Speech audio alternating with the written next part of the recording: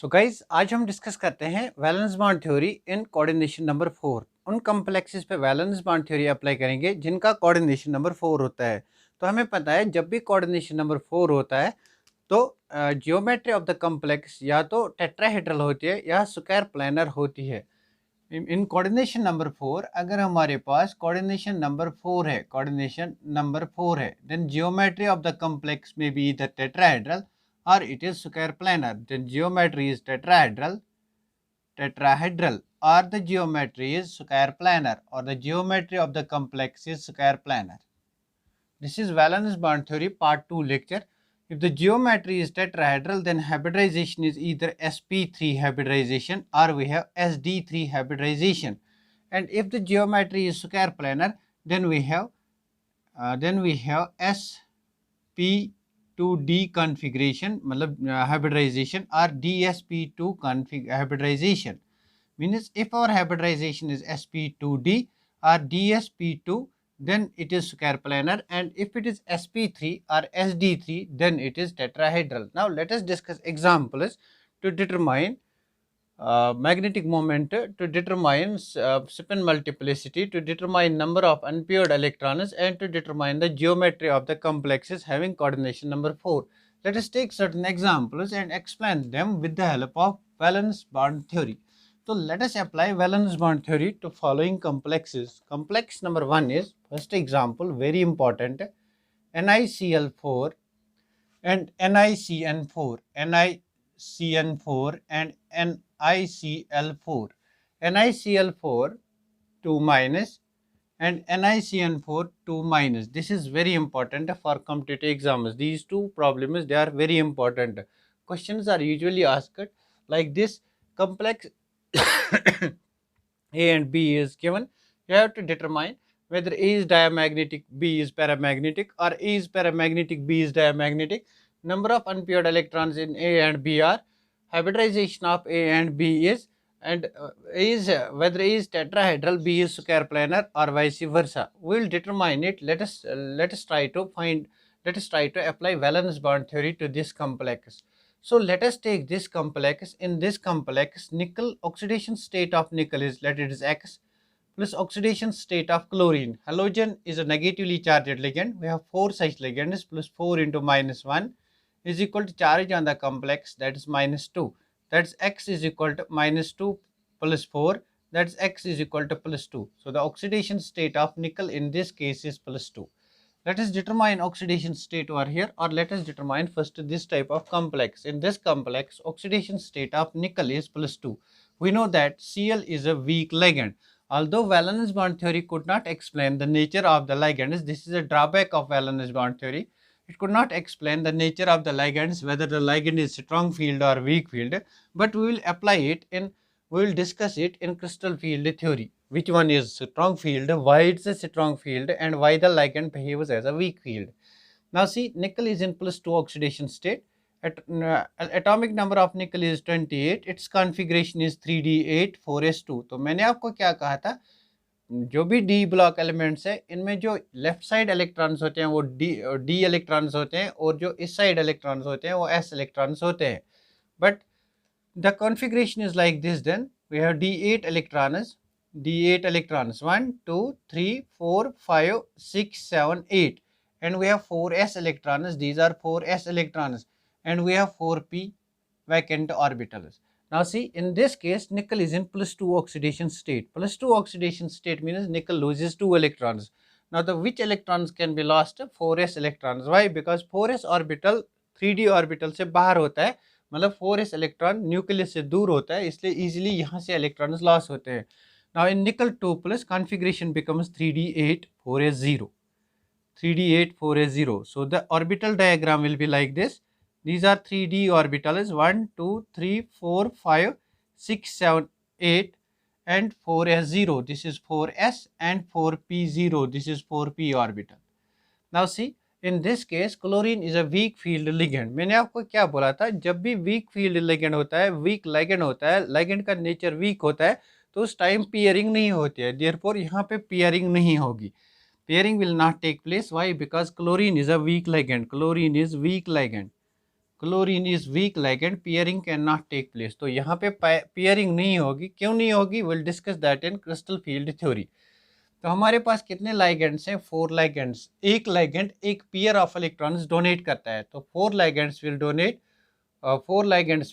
4 pairs of electrons, that's 8 electrons. वो कहाँ जाएंगे, वैकेंट ऑर्बिटल में। These are the vacant orbitals of the metal, 4s orbitals and 4p। तो एक chlorine से 2 इलेक्ट्रॉन्स आएंगे, दूसरे क्लोरीन से और 2, तीसरे क्लोरीन से और 2 और चौथे क्लोरीन से और 2। तो ये जो ऑर्बिटल्स है ये आपस में मिक्सअप हो जाते हैं, ये हाइब्रिडाइजेशन को कॉन्स्टिट्यूट करते हैं।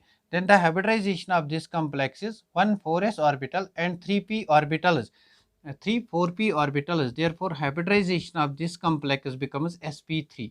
अब आपको पता है जब भी sp3 हाइब्रिडाइजेशन होती है तो कॉम्प्लेक्स क्या होता है, tetrahedral. This complex is tetrahedral in nature, this complex is tetrahedral. अब मुझे बता इस कॉम्प्लेक्स में कितने अनपेयर्ड इलेक्ट्रॉन्स हैं, देयर आर 2 अनपेयर्ड इलेक्ट्रॉन्स। अगर 2 अनपेयर्ड इलेक्ट्रॉन्स हैं, therefore n is equal to 2। यहाँ पे अगर मैग्नेटिक मोमेंट निकालेंगे that's equal to root n into n+2। ये फार्मूला है मैग्नेटिक मोमेंट का, bm Bohr magneton. So n is here 2, we have 2 unpaired electrons, therefore 2 into 2 + 2 bm, that will be equal to 2 + 2 4, 2 is 8, under root 8 bm, under root 8 bm. This is under root 8 bm.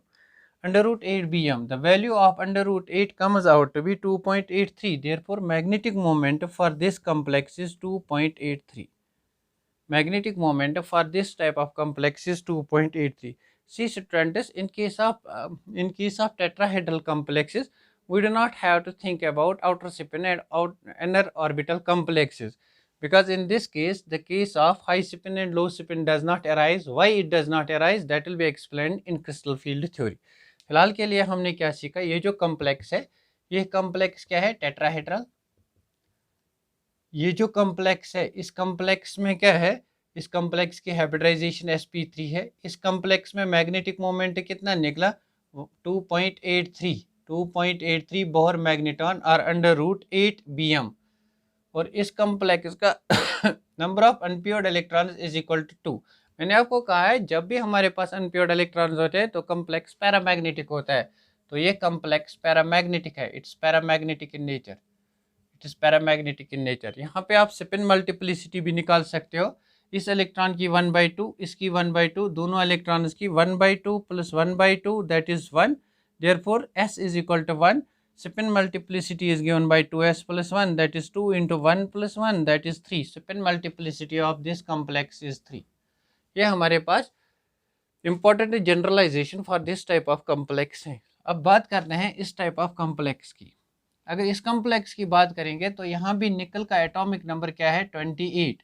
तो configuration यहाँ भी है 3d8 4s2। Now निकल is in +2 oxidation state. +2 oxidation state means it has lost these 4s electrons. Configuration will be 3d8 4s0. तो 3d8 orbitals बनाएंगे यहाँ पे। These are 3d8 orbitals, 1 2 electrons in 3d orbitals, 4 5 6 7 8। 4s orbital में हमारे पास कोई electron नहीं है, उसके बाद हमारा 4p ऑर्बिटल है। Now in this case what happens, we have a cyanide ligand. Cyanide ligand जो होता है it's a strong ligand। मैंने आपको कल बोला था जो भी सी डोनर्स और एन डोनर्स होते हैं वो स्ट्रॉन्ग लाइगेंड्स होते हैं, it's a strong ligand. By strong ligand I mean that pairing of electrons will take place, means this electron will come over here. अगर इलेक्ट्रॉन की पेयरिंग होगी तो क्या होगा, now see these are 2 electrons 2 electrons 2 electrons, ये electron pair up हो गया तो हमारे पास ये वाले ऑर्बिटल वैकेंट हो गए, 3D में एक ऑर्बिटल वैकेंट हो गया। अब हमारे पास 4 साइनाइड आयन्स है, each cyanide ion will donate a pair of electrons. एक पेयर यहाँ आएगा, एक पेयर यहाँ आएगा, एक यहाँ एक यहाँ।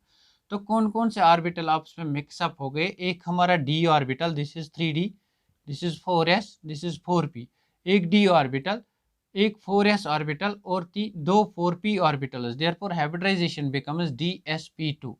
तो आपको पता है जब भी dsp2 हाइब्रिडाइजेशन होती है या sp2d हाइब्रिडाइजेशन होती है तो कॉम्प्लेक्स क्या होता है, square planar. complex is square planar, then this complex is square planar because its hybridization is dsp2। अगर ये complex square planar है तो मुझे बता इसमें कोई unpaired इलेक्ट्रॉन है या नहीं है, there is no unpaired electron, n is equal to 0। अगर अनप्योर्ड इलेक्ट्रॉन नहीं है तो magnetic moment is equal to 0 Bm। अगर मैग्नेटिक मोमेंट 0 है, अनप्योर्ड इलेक्ट्रॉन नहीं है, तो ये डायमैग्नेटिक सब्सटेंस होगा, डायमैग्नेटिक कॉम्प्लेक्स होगा। डायमैग्नेटिक अगर है तो इसका स्पिन भी 0 होगा, तो स्पिन मल्टीप्लिसिटी कितना होगा 2s+1, 2 into 0+1 that is 1। Now आपसे एग्जाम में क्वेश्चन ऐसे पूछा जाएगा, this was very important example from your competitive exam point of view. Competitive exam में इस एग्जाम्पल से क्वेश्चन पूछे जाते हैं, बहुत ही इंपॉर्टेंट एग्जाम्पल है। अगर आप लास्ट ईयर के क्वेश्चन देखोगे, बहुत बार इस पे क्वेश्चन पूछा जा चुका है। ना उसी क्वेश्चन कैसे होगा, consider NiCl4 2 minus and NiCN4 2 minus. Number first, the correct statements are, this is A, this is B. A is diamagnetic, B is paramagnetic. A is paramagnetic, B is diamagnetic. ये पहला type of question जो आ सकता है। Number second type of question इसी में पूछा जाएगा, spin multiplicity of A is, ये अभी नहीं पूछा गया है, spin multiplicity of A is 3 and B is 1 और बी इज 3 ए इज 1। तो एक और क्वेश्चन पूछा जाएगा, A is tetrahedral, B is square planar और A is square planar, B is tetrahedral. एक और क्वेश्चन पूछा जा सकता है, hybridization of A is sp3, hybridization of B is sp2d, hybridization of A is sd3, hybridization of B is dsp2, hybridization of A is sp3 and B is dsp2. These are the type of questions that are asked in competitive exams. A magnetic moment of A is 0, B has a magnetic moment of 2.83 or A has 2.83 and B is 0. These are the type of questions that are asked in competitive exams. From this example, this was very important example, I discussed it over here. Now एक और example को discuss करते हैं यहाँ पे. Let us discuss one more example. Let us discuss one more example. तो example को discuss करते हैं, निकल NiCO4, NiCO4। यहाँ पे अगर निकल की ऑक्सीडेशन स्टेट देखेंगे, then oxidation state of the nickel is 0, because ये जो लाइगेंड है, this is a neutral ligand. Neutral ligand के पास कोई चार्ज नहीं होते हैं। X is the oxidation state of nickel और कोबाल्ट की कार्बन मोनोऑक्साइड की ऑक्सीडेशन स्टेट 0 है। 4 into 0 is equal to 0, therefore X is equal to 0। यहाँ पे 0 ऑक्सीडेशन स्टेट है। This is known as carbonyl complex. Carbonyl complex उस complex को कहते हैं जहाँ पे ओनली CO लिगेंड होता है। कार्बोनिल कॉम्प्लेक्स उस कॉम्प्लेक्स को कहते हैं जहाँ पे ओनली CO लिगेंड होता है, जहाँ पे ओनली CO लिगेंड होता है उसको कहते हैं कार्बोनिल कॉम्प्लेक्स। उसको कहते हैं carbonyl complex. Why there is only CO ligand, it's known as carbonyl complex. तो बात करते हैं निकल की। निकल का एटॉमिक नंबर 28 है, कॉन्फ़िगरेशन 3d8 4s2। तो 3d8 4s2 this type of configuration है। यहाँ पे हमारे 8 इलेक्ट्रॉन्स है d ऑर्बिटल में, 6 7 8, दिस इज 3d। उसके बाद 4s है, इसमें 2 इलेक्ट्रॉन्स है। उसके बाद हमारा 4p है, 4p में कोई इलेक्ट्रॉन नहीं है, this is vacant orbital, this is 4s।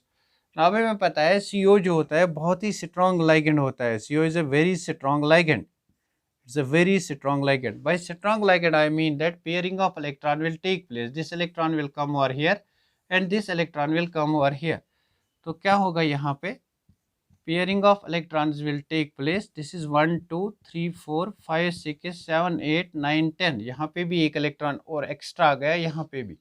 तो 4s ऑर्बिटल हमारा वैकेंट हो गया और 4p ऑर्बिटल्स भी वैकेंट हैं। 4s and 4p orbitals are vacant. Now CO is a neutral ligand, it's a 2 electron donor ligand.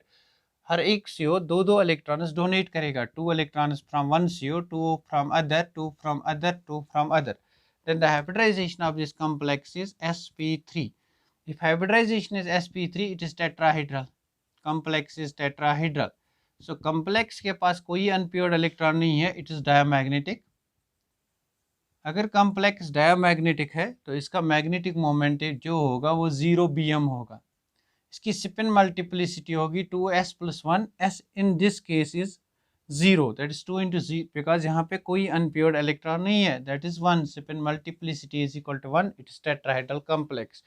बहुत ही इंपॉर्टेंट एग्जांपल थी निकल टेट्राकार्बोनाइल। निकल टेट्राकार्बोनाइल मॉन्ट्स प्रोसेस से इसको प्रिपेयर करते हैं निकल टेट्राकार्बोनाइल को। It was the first organometallic carbonyl complex that was discovered.